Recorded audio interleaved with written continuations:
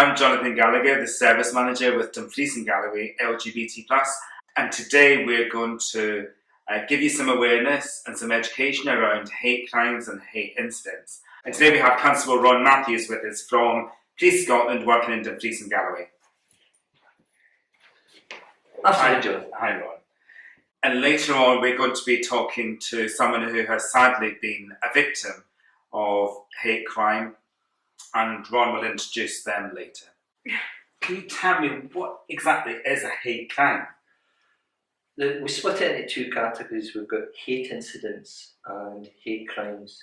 We'll go with a hate crime to start with. A hate crime is basically a crime which is perceived to have been motivated by malice or ill will towards a social group by the victim or any other person.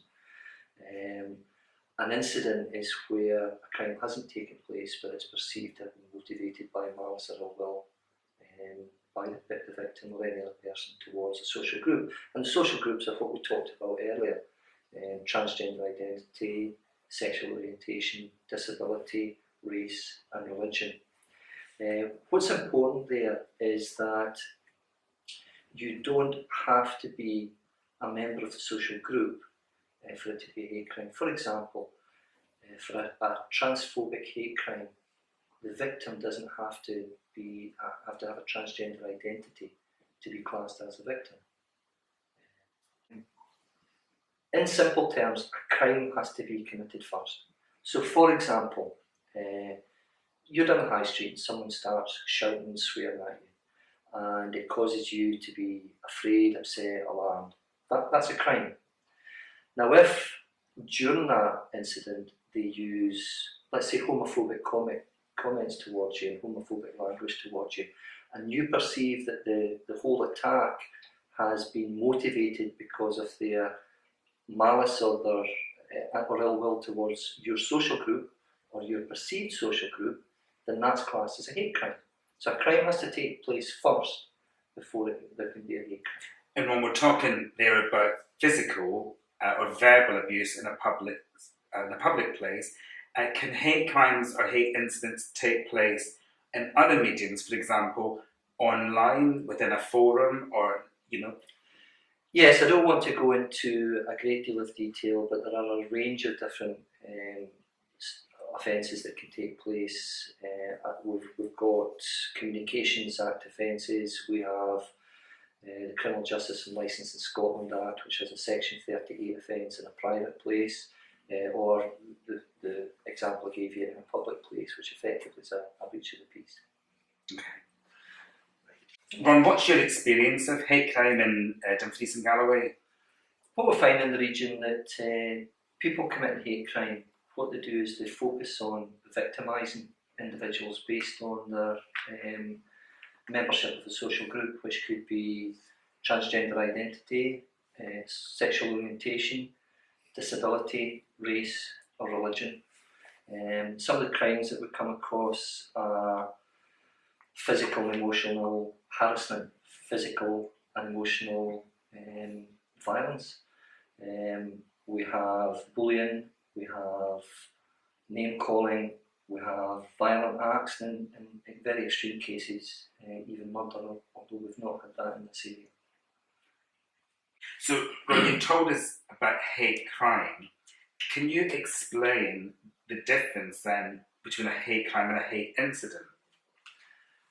I can try and give you an example, Jonathan. There's quite often police officers will be subject to comments, race comments, homophobic comments, by someone that they're processing, someone that they've arrested, someone that's going through a criminal process. Now that's not necessarily directed at them, it's maybe just an inappropriate use of language. But quite often police officers don't perceive that as being directed towards them because they belong to a particular social group. So it may get tagged as an incident, but it's not necessarily a crime. Okay. So Ron, if someone has been a victim of a hate crime, how do they actually report this to the police? Okay, there's a couple of things there, Jonathan. Police Scotland are very aware that many people, for a number of reasons, can sometimes be reluctant to the police. Now, for that reason, we've set up what we call third-party reporting centres, which is existing organisations which also act as a reporting centre for hate crime. And they've agreed to assist by submitting hate crime or incident reports to the police on behalf of the victim or the witness. So it's an intermediary, if you like. In an emergency, the individual can call police directly on 999. If it's not an emergency and they want to speak to someone about a hate crime or a hate incident, then they can contact police on 101. They could call themselves at a police office and report the incident, or, as I said, by using the third-party reporting centres. Now, a list of third-party reporting centres in the area can be found on the Police Scotland website. That's at www.scotland.police.uk. And just to explain, in case some people get confused, what would you say is an emergency? Would people shoot down 999 as opposed to using the 101? Okay, and that's a good question. An emergency is where there's an immediate threat to life, or there's an ongoing incident where someone feels in fear for their safety. So if something's happened last week, they should call 101. Yeah. I believe we've got some LGBT liaison police officers in Dumfries and Galloway. How do they fit into supporting the LGBT plus community? Yeah, as part of a national process through Police Scotland, their LGBT liaison officers have been introduced throughout the whole of Police Scotland areas.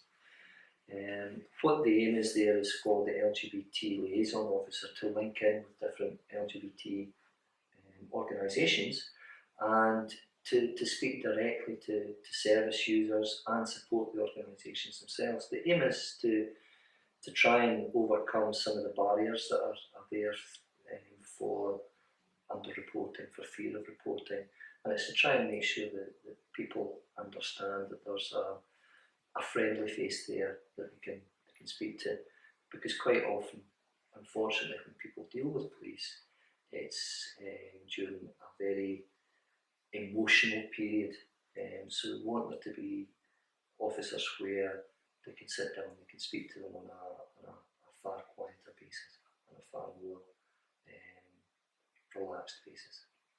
Just finally, Jonathan, what I would say is hate crime's wrong. It's against the law, and everyone has the right to live safely and without fear. Police can't do anything about it unless it's reported to them.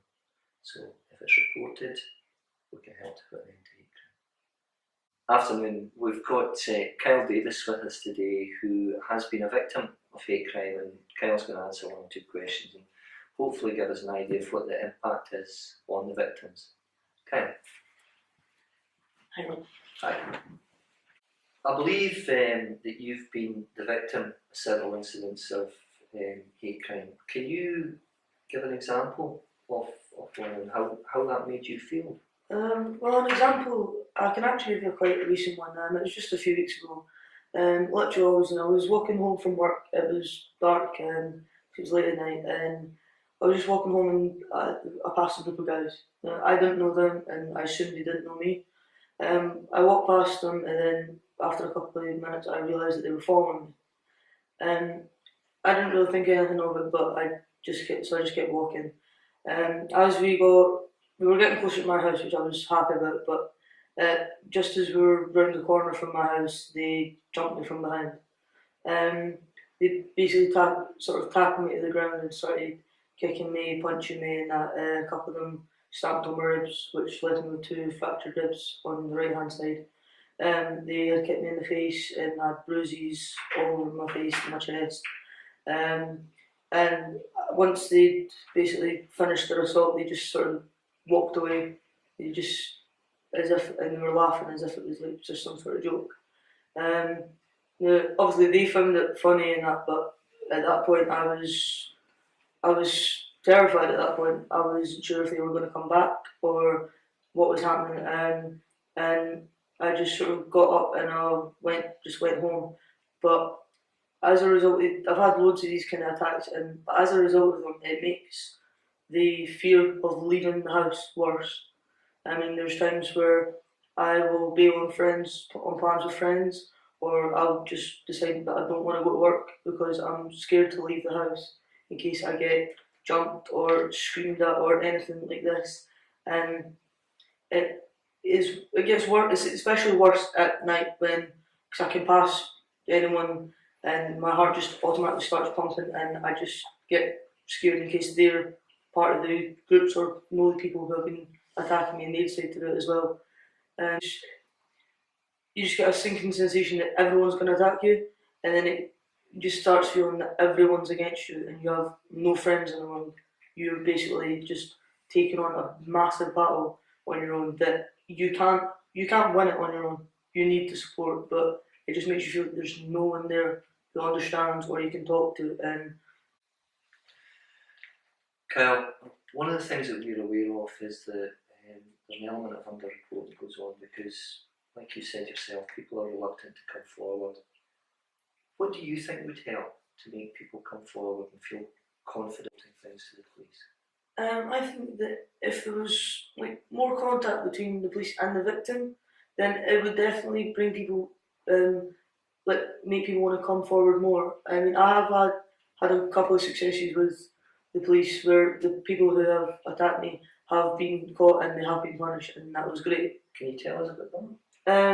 Well, just for protection purposes, I'm not going to name names, but there was a boy and two of his mates had jumped me in a park, and these boys I did know, and I reported it to the police as soon as I could get out of the park, and I gave the names, and within 2 or 3 days I did actually get a phone call, and from the police officer who was dealing with it, saying that they had caught and arrested boys and they were going up to court.